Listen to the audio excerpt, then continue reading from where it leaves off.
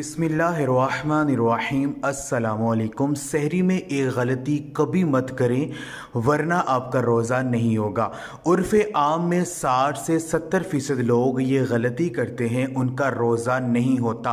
वो क़यामत के दिन जब अल्लाह की बारगाह में जाएंगे और अर्ज़ करेंगे मौला हमारा रोज़ा था, अल्लाह फरमाएगा नहीं, तुम्हारा रोज़ा नहीं था, क्योंकि वो ये गलती करते थे। वो गलती क्या है, तवज्जो से सुन लें।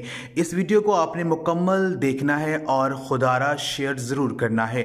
खुदा की कसम, अगर आपके एक शेयर से एक बंदे का भी रोज़ा बच गया, ये आपकी और मेरी बख्शिश के लिए काफ़ी होगा।